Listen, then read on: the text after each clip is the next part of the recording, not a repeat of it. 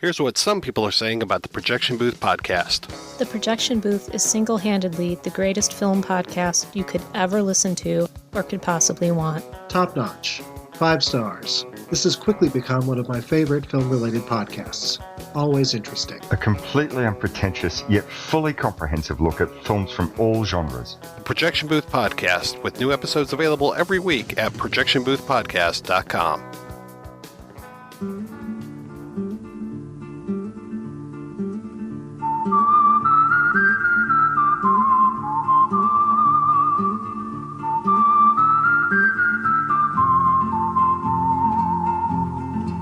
You are listening to the In the Mouth of Dorkness podcast. Here are Brad, Lisa, Brian, and Darren.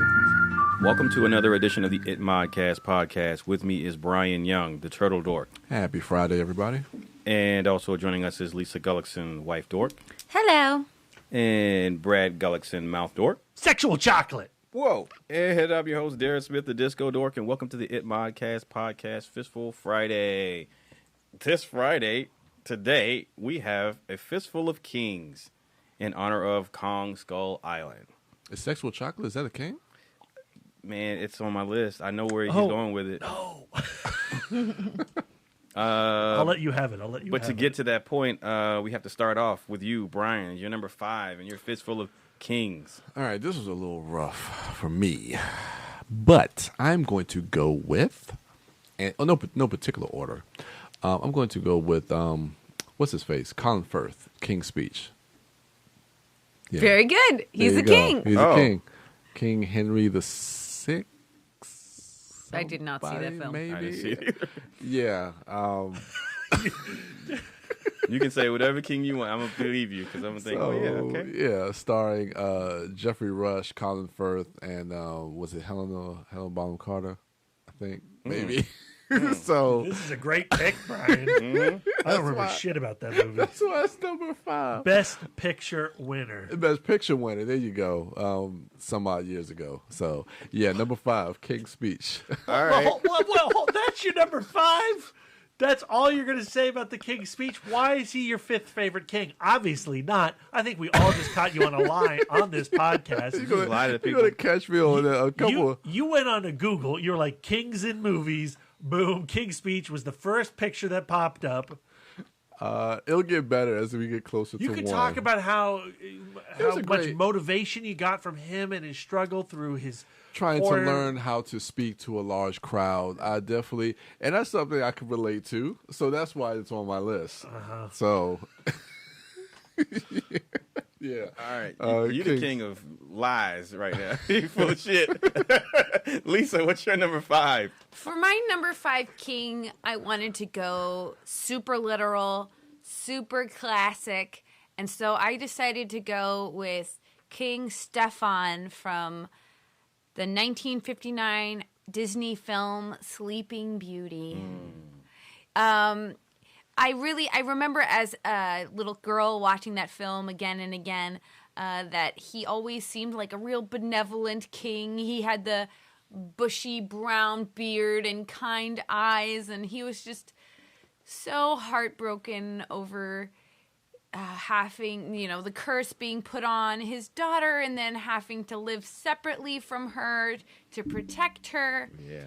And, and it's just a fun film to rewatch because just aesthetically, it just doesn't look like any other Disney film. Aurora doesn't look like any other Disney princess. Yeah. She's very angular, and the style of animation in 1959, everything was, very layered, but like nowadays to the eye, it's like aggressively two-dimensional. Yeah. But the color schemes are so, everything is like jewel toned and lively and Maleficent to me as a little girl. She was like legit scary. Yeah. And actually my parents, they subscribed to like this Disney, have I told this fucking story on the podcast? I hope not. This like Disney where you get sent like princess books in the mail. Yeah. And so we subscribed to that, and we had the Sleeping Beauty one, and I would not turn to the page with Maleficent on it because she was so fucking scary. And yeah, I remember reading that and like looking at that in the car before John was born, and Mom getting her checkups and reading Sleeping Beauty. And John is a parent now, feeling wistful. That's my bro. Okay, so yeah, that's why King Stefan with the Kind Eyes is my number 5. Yeah. Brad, you're number 5. I also wanted to go classic, and I think if you're going to go classic, you got to pick a Shakespearean monarch. And I wanted to go with Richard III, but in particular, the 1995 Nazification of Richard III as played by Ian McKellen. I mean, one, Ian McKellen, he's great. He's terrifying. You totally buy him as royalty, and you totally buy him as a total monster. And the way that he embodies ego and rage and disgust, just it bleeds off of the screen, and he just chews the scenery of that film and steals every scene from any poor fool actor that dare steps on stage with him. It is to this day still my favorite Ian McKellen performance, and I'm pretty sure this was the film where I not rediscovered, but found an appreciation for Robert Downey Jr. As Lord Rivers. 1995. This is still pretty much in the dark times of RDJ, but he's a slimy scuzzball in his own right, which I guess comes from a place of reality for him in the mid-90s. But he's able to ooze all over the celluloid. But even he, standing next to Richard III, falls under the power of Ian McKellen. All right. My number 5 is Christopher Walken as Frank White in Abel Ferrara's King of New York. This film came out, I think, the same year that New Jack City came out. So it was an urban crime drama that was overshadowed by New Jack City and its success. New Jack City had a wider release, and because it had, because it had the cast that it did, but King of New York stars Christopher Walken as Frank White. Wesley Snipes is in it. David Caruso is in it. Lawrence Fishburne is Frank White's right-hand man, Jimmy Jump. He's in it. So it had, I guess, going by today's standards, that's a pretty impressive cast. But back then, I don't think that they were as known. But for whatever reason, New Jack City got all the limelight when it came to the publicity for the urban drama. And King of New York was overshadowed. But it has since gone on to become a cult classic. And that is because it's a pretty cool crime flick. And Christopher Walken he's doing this Christopher Walken thing as Frank White, he's an prison drug lord gangster dude who gets out, and his first day out he goes right back into business, pops a guy in the room, and it's just not even his rise and fall, but it's just his fall, as all those stories go. But Christopher Walken is just so good in that role, and I like Frank White. He's ruthless when it comes to his business and dealing with his enemies, but when he's dealing with his people, he is very kind and a benevolent king. And so it has all the trappings of your urban gangster flicks, but I think Christopher Walken has a very quiet performance that kind of elevates that. He does have moments where he kind of loses his shit, but not like he normally does. But still a good crime flick if you haven't seen it. I want to say it came out in like 88 or 89, I think. But check it out if you haven't seen it. So yeah, that's my number 5. Christopher Walken is Frank White in The King of New York. Brian, your number 4. My number 4, I'm going to television. It would be a show. King Beef. Martin King Beef. You know what? Yeah. Yeah. Yeah. Oh my God. Yes. Audible. I totally forgot about King Beef. Oh man. But first, I must dance.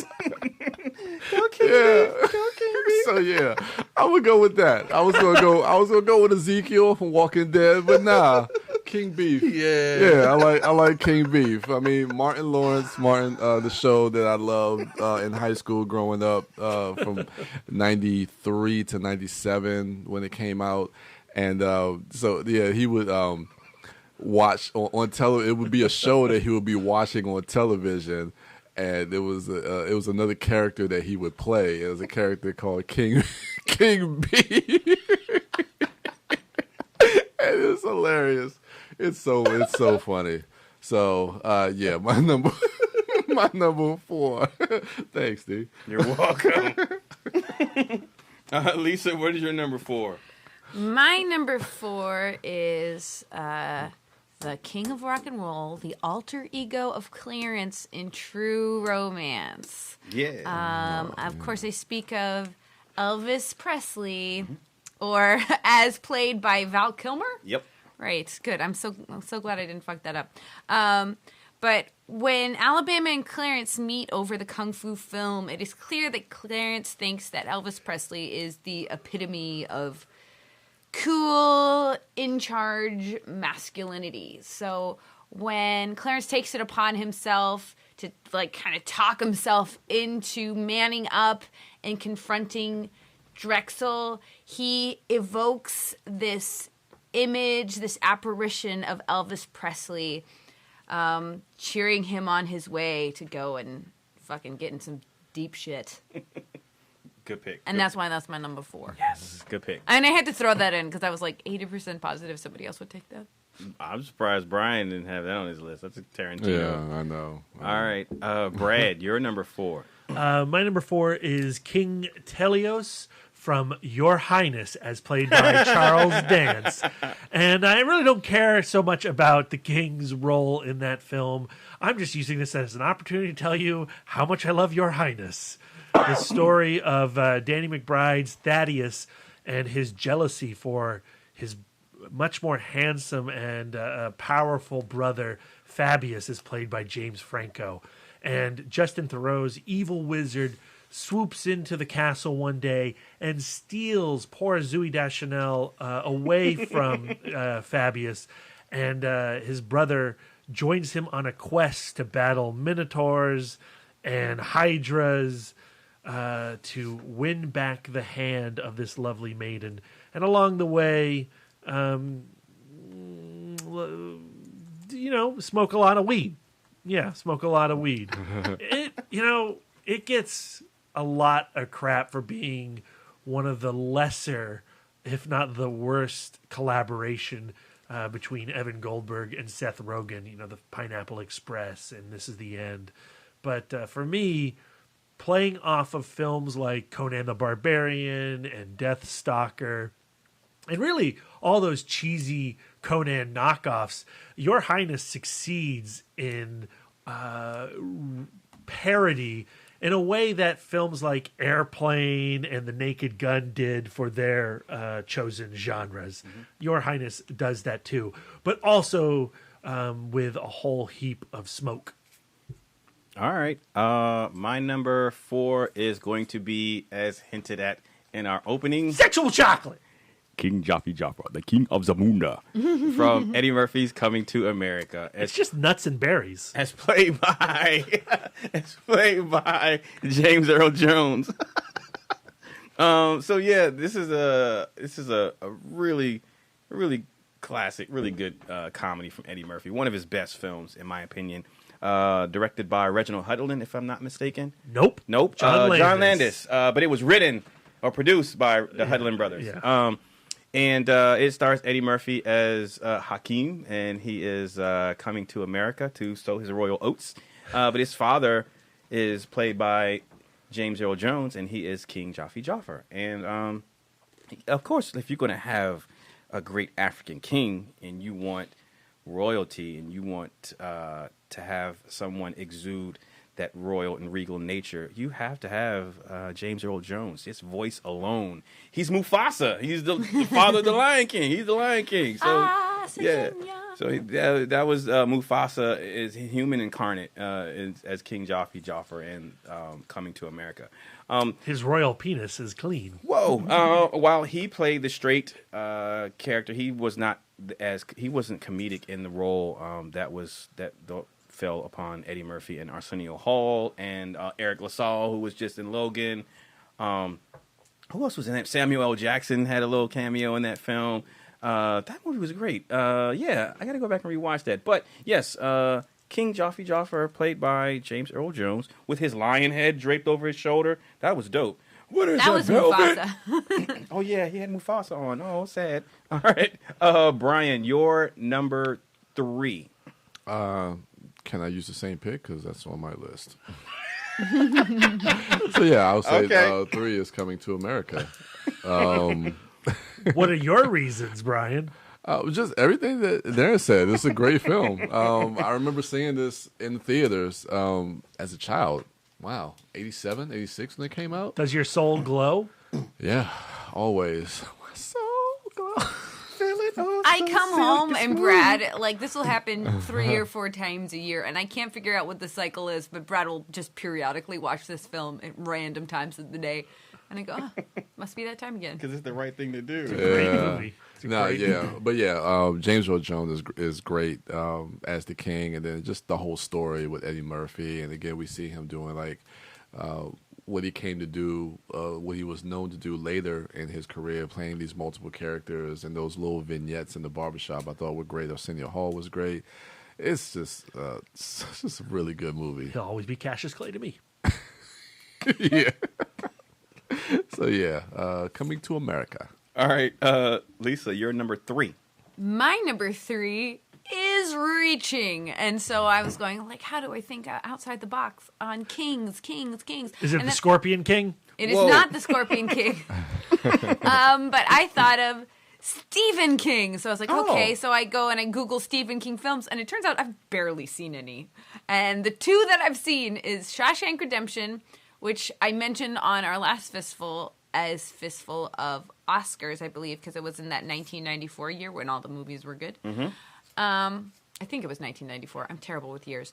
And then I found 2007, The Mist. Brad and I saw that together. It was an extremely okay film. But even, like, with the, like, so the story is that, like, this family, they're going to the grocery store, and while they're in the grocery store, or it might have been a hardware store, I can't remember, but they're in a store. It's a grocery store. Grocery store. Okay, so they're in the grocery store, and there's like this weird like police activity going on outside, and apparently there's like this sweeping mist, and the mist is, I guess, bringing creatures and shit from alternate dimensions, like huge fuck off flappy things and spiders, and it's bad, and they're busting windows, and shit's going down in the grocery store, and people are crazy, and they start freaking out.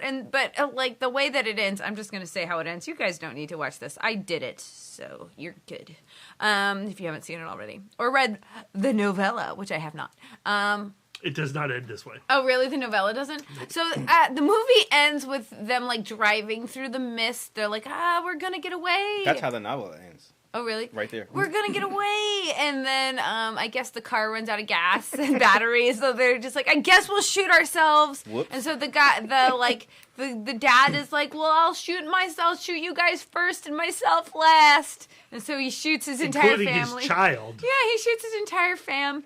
And then the mist clears, and, like, policeman is, like, right there, and he's just killed his entire family. And I just openly wept in the theater. I was like, he killed his family. Like, and I, like, the entire movie, I'm sitting there going, push. Like, this is such crap. So silly and goofy. And then, like, he kills his family. I'm like, that's the worst thing I've ever seen. Granted, like, the 2007, I was just in the beginning of my Cinefreak journey. Were we married yet? We married in 2009. We were still dating, so I was still trying to look cool, seeing Stephen King films. So, But it turns out I am super cool, and I don't have to watch Stephen King films. Could have gone with Stephen King and Creepshow. Didn't see it. Haven't seen man. it. God damn it. Like I said, Shawshank Redemption and The Mist. That is what I have seen. I haven't seen Carrie. I haven't seen whatever. You seen Stand By Me? No, you No, haven't I have not seen Stand By Me because it's vomity. Not VF. I haven't seen any. You could take that. You could just pause, like fast forward that chapter. That's true. You Even can as a see kid, that. I used to fast forward that It's section. gross. It's grossy. Nobody likes it. All right, what's your number 3? Hail to the King. Another Bruce Campbell character. Elvis Presley from Bubba Hotep. Lisa picked Val Kilmer's version. I'm going with the Campbell, the chin. Bubba Hotep is based on a novella by Joe R. Lansdale, Lisa. And it is about Elvis did not die. He's actually just hanging out in a Texas old age home with Ozzie Davis, who is Jack Kennedy. His brain, after Oswald shot it out of his head, was put in the body of Ozzie Davis, and together they fight an Egyptian mummy named Bubba Hotep as it's sucking the life out of all the geriatrics at the home.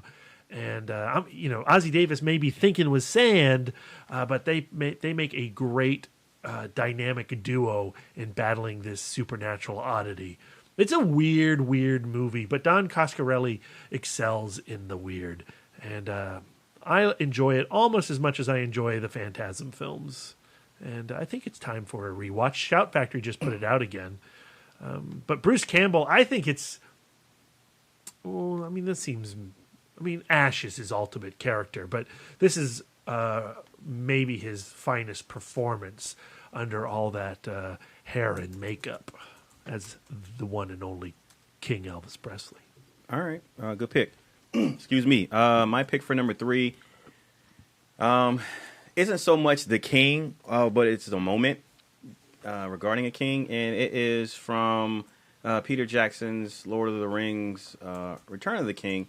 So at the very end of that film, that moment, that line of dialogue that Aragorn has when everything's over, the battle's won, and then the hobbits are at the celebration and they come up to him after having been separated, and they have this long journey apart, and then they finally meet back up, and all that's transpired, and then they kneel before him, rightfully before the king, as everyone does ceremoniously. But Viggo Mortensen's Aragorn tells them to stand and says that they will kneel before no man. Yes, King is saying this to a hobbit, a fictional character, but what he was saying and the implications of that and what that meant, I found that extremely touching. I remember that's the moment I remember from watching that film in the theater during its initial release. That moment, that line of dialogue, him telling them that they will no longer kneel before a man. Just with those characters and how they were looked at by the human race and what that meant as far as their treatment towards the hobbits, and how this man telling them because of who they are and what they are able to accomplish, and how he viewed them and his acceptance of them, telling them that they didn't have to kneel before him. I don't know. There was just something really stirring and powerful about that for me. That's that line of dialogue is like my favorite thing out of that whole trilogy. And I like the trilogy. I love the first film. Second and the third films are okay, but that line of dialogue is like my favorite thing ever in regarding the Lord of the Rings trilogy. So yeah, that's my number 3. You will kneel before no man. That line of dialogue from Return of the King. Brian, you're number 2. Is it King Willie? Return of the King. No, shut up. It's right on my list, Lord of the Rings. Motherfucker. Look at my list, man. Anyway, but I'm not pulling an audible. Anyway, Lord of the Rings, Return of the King. Actually, I'm actually going to say the whole trilogy, because I just like the character of Aragorn and his whole journey from what we saw in Fellowship of the Ring to Return of the King, from when we first find him in that little and down the whole kind of pub thing where we first the Prancing Pony. Prancing Pony. There you go. I haven't seen the films in a while, so where we see the journey that he takes with Frodo and the hobbits, and leading up to that moment that you just said, where they said, you'll bow before no man, and then they raise, and then everyone kneels to them. So yeah, I thought that was a great moment, and just seeing his arc throughout those 3 films. And Fellowship is definitely my favorite one out of all of them. But yeah, Viggo Mortensen, just his portrayal of that character. All right, Lisa, your number 2. My number 2, Brad has already gone the Shakespeare route, but I'm going to revisit it again, but with a twist, because this is, I'll just say it. Why am I trying to drum it up? I'm going with Hamlet as played by one of the drama students. I can't find it right now. In the Steve Coogan film Hamlet 2. Do you remember this movie? I remember this movie. You didn't see it. Oh, it was, I remember this movie like it was a dream that I had, but there is a Wikipedia entry in it, so it definitely happened. Wait, you said Steve Coogan? Yeah. So this is a comedy? Yeah, it's a comedy. Okay. It's about he's like a drama teacher, and he's like tired of his job and his boring home life, so he decides to reinvigorate his drama program by writing his own script to Hamlet. Yeah. And so it's all glitzy and glamoury, and Jesus is in it, and there's a dance number. It's a musical number called Rock Me Sexy Jesus, and there's time travel, and it deals with a lot of the same themes as the original Hamlet, except for because of the time travel, nobody dies. Like, everybody goes back in time to avoid killing everybody. Yeah. And I guess that's where they pick up Jesus. And then it ends with the play within the film ends with both Jesus and Hamlet coming to terms with their overbearing fathers and forgiving them for what they did. It's deep shit. It's deep shit. And I haven't seen it since I saw it in the theater. And I remember, really enjoying it. Yeah. And then, like a dream, like you wake up from your dream and you're just like, I had a great dream. I wonder what it was about. That's Hamlet too. So this is just, I guess, not really a fistful entry as much as it is a public reminder to me to rewatch Hamlet too. All right. Because it was fun. Okay, Brad, you're number 2.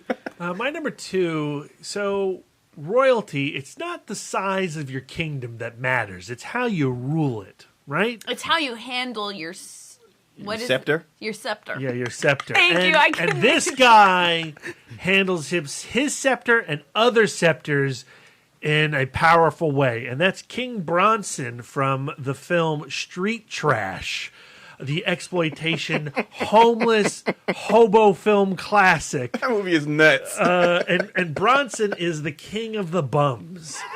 And he lords over them with a mighty fist.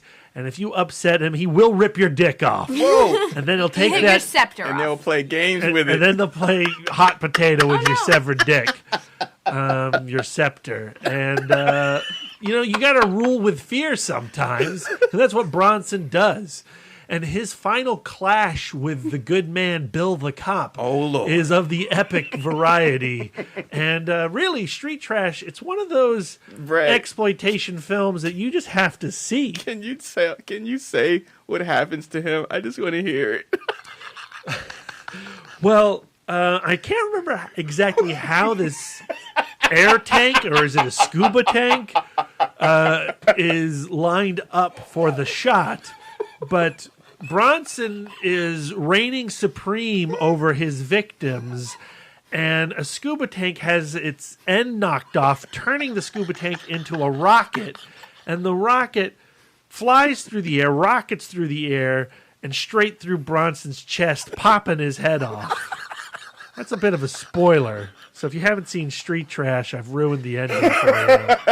But Darren does find that moment of decapitation pretty delightful, as you can hear. And it was badass because, in the foreground, you have his body with his head missing, and it's in slow motion, and you see the tank go away from the camera. But then in the background, you see his head come down in slow motion. It was badass. Yep. And then it looks around for a little while after it falls on the ground. It's a pretty fantastic movie. It is not VF, Lisa. but it is quite good. Oh shit! I don't know if it's necessarily a sidewalk siren kind of film. It's not. Because I don't like fun. It's definitely not. No, you have taste. Oh, good. Darren, I was disappointed, did not see the charm of this movie like I do. But that part right there, I see the charm in that. Yeah, Man. it's a gross, ugly film, and I love it. It really is. All right. So not to be outdone by my fellow dorks, I have to show that I have class, and I have to go this Shakespeare route myself.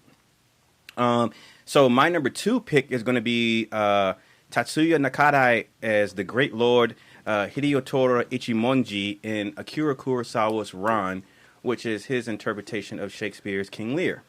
So that's going to be my number 2. We talk about Kurosawa all the time on the podcast, and rightfully so. One of his films that I know, at least in my circle, that isn't talked about enough is Ran. And because it's boring, Darren. It's boring. It may be boring and slow. I'm not going to say it's boring. I would say it's slow, but the production and the performances, at least on a technical level, are amazing and outstanding. The cinematography is amazing. I'm not a fan of Shakespeare, so I'm not a fan of King Lear. But you can't just admit that on the internet. Yes, I can. But my entry to that story and that character is through Kurosawa. Had it not been for him and Ran, I would have not gone to actually read the inspiration for the film.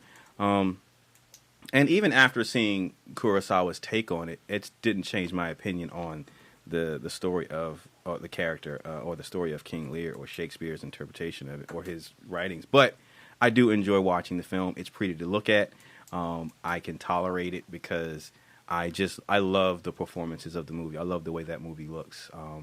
Just stylistically, it speaks to me. And, again, we talk about Seven Samurai all the time. We talk about Yojimbo and Sanjuro, and hopefully we'll be talking about stuff like High and Low soon in the future for someone's homework and his other works.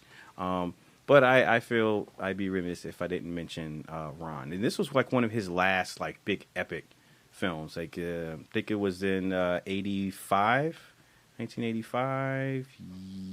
Yes. And they don't make them like that anymore. The last good Shakespearean movie that I saw was Macbeth with Michael Fassbender. I did enjoy that. I really enjoyed that. I gotta watch that. You have that on Blu-ray?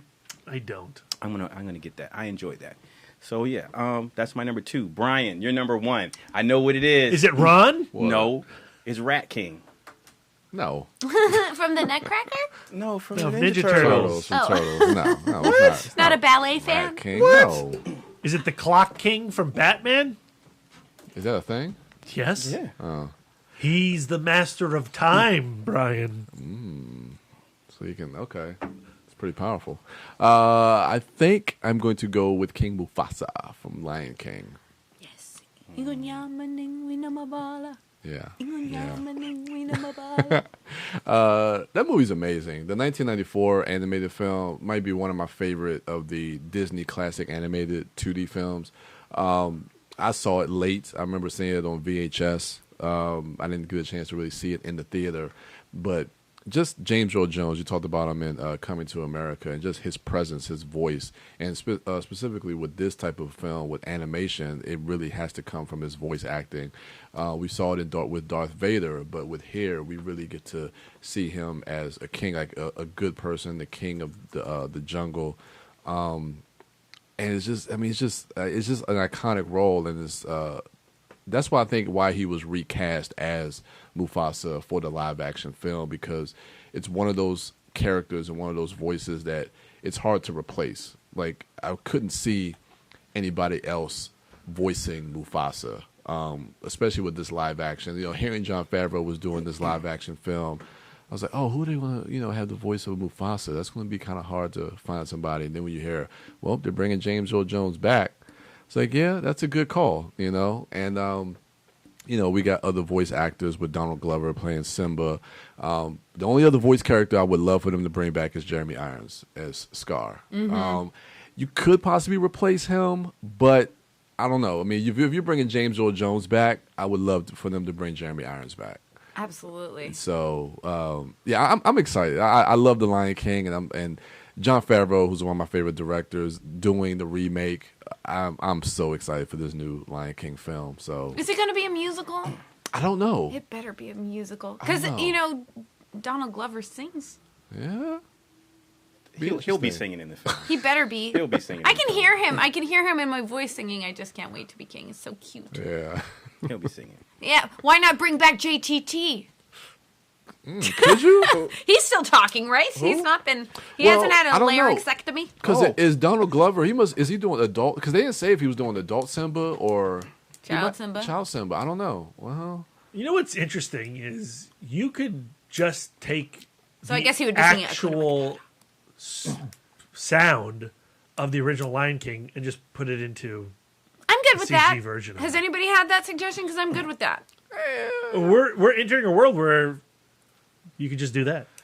yeah, I know. I mean, that goes into a whole nother conversation. Whether are these remakes are they worth doing in the first place? You know, I'm hearing a lot of that stuff about Beauty and I the don't Beast. think they are. Yeah, I mean, don't think it there's a argument that could be had, and I kind of feel the same way. But I'm still excited for the Lion King. I am. No one's saying do this. No one's saying be there. I know all the words right now. Okay. Lisa, what's Yes. your number one? My number one is David Oyelowo as Dr. Martin Luther King Jr. Nice. in Selma. Nice. Like going into that movie, you just like the feeling like that Martin Luther King Jr. is just too iconic to capture in a film. Like, is it too soon? Like, how can it be done? Could it ever do justice? And then the Selma film, directed by Ava DuVernay, written by Paul Webb, I think humanized Dr. Martin Luther King Jr., but never defaced him, never diminished him. And I think that they created a really interesting window into what it could have been like to be in his presence, to be working side by side with him. Yeah. And it was just a really profoundly moving film. And especially coming off of the wake of the Oscars, how Selma, the only Oscar that it won was for Best Original Song, and granted that song was fucking great. But it was seen as largely Oscar snubbed, and David Oyelowo spoke out a lot about that, as did Ava DuVernay. And perhaps, can be credited with the opening of the minds and hearts of the Academy to films like Moonlight, perhaps. So, yeah. So that's why it's my number one. Good pick. Brad, your number one. My number one is the star of this weekend's film. That's King Kong. What? And I'm going with not Skull Island's King Kong, but the 1933 King Kong. And also the 70s King Kong and the 2005 King Kong. What I love so much about, certainly the 33 film and the Peter Jackson version of the movie is how those films put you in the mind of that animal, that beast. And the original King Kong, that's done through some extremely artistic passion from Willis O'Brien, the stop motion animator. He, breathes life into that sculpture, that wire frame, and creates life. And Andy Serkis and the Weta CG maestros do the same thing in the 2005 film. And that spark of reality, I feel, is missing from this weekend's Kong Skull Island. There is not really a character to this title creature in the new film, and it only highlights how much I love the original movie, the emotion of Kong, and both the Peter Jackson and the Willis O'Brien Kong really show you what magic Hollywood can do, given the talent and the time and the money with their art. So that's why I gotta make my number one king, the eighth wonder of the world. I just knew it was going to be T'Chaka or T'Challa. I thought it was going to be T'Challa's a pretty great pick. I'm a little disgusted that it's not on my list now that you mention it. Yeah. But, honestly, I don't think I could put it on a movie list yet. If we were talking comic books, it probably would have popped into my head. But, what we've seen from Captain America Civil War, we really haven't seen that figurehead yet. That title, Black Panther as King. We've seen Black Panther as Avenger. Mm-hmm. I don't know if we've seen him quite yet as the ruler of Wakanda. All right, I'll let you get away with that out, Brad. Thank you. I was going to put that on my list as number one, but I thought that you were going to use that firstly, and then secondly, I felt like, well, that's an easy. That's an easy. Yeah, that's too easy. So I'm going to go back to. It can't even be my childhood because it was like the 90s. I was a young, was it preteen? How old was I? You're like 25 then, right? I think I was like 16 or 17. I was getting ready to start high school. I know that. Anyway, my number one comes from, I'm going to hit you with the obscure instead of the expected. And that's going to be Lucas Lowe directed King of the Kickboxers starring Lauren Avedon and Billy Blanks. I hope that's the last time Billy Blanks is mentioned on this podcast. Man, he was a beast in that movie. Have you seen it? No. He was the inspiration for DJ in Super Street Fighter 2. Yeah, okay, so as corny as this movie is, or as corny as this pick may sound, I mean, there is an actual reason for it being on here. So around 1990, I was getting back into watching martial arts films and action films. But the martial arts films that were coming out, not even martial arts films, but the fight choreography that were in films around that time, the 80s, late 80s and the 90s, in commercial American films, I found lacking. And so I've never been a fan of Chuck Norris or his films. And, the fighting that were in the Sylvester Stallone and the Arnold Schwarzenegger films, there were never really martial arts in those films unless it was a henchman attempting to fight them in that style, and then they just punch him or shoot him. But when I came upon, around this time was when I started finding a lot of Hong Kong cinema, in whether it be wuxia or just straight up, regular kung fu fist fighting stuff. So there was a lot of stuff, period films coming out at that time that was a lot of doing stuff that was different. The use of wire work was being explored more and more. And then there was wire work in the older, 70s and 60s, in the Shaw Brothers films and stuff like that. But nothing to the extent of what you would see in, stuff like Crouching Tiger or The Matrix or things like that. But there were films prior to that that were using and employing this style, and the choreography and the way that they were fighting was sped up, if you will, compared to what was being put out commercially over here. And by sped up, I don't mean camera rates. I just mean frame rates. I just mean in the speed in which the actors were fighting.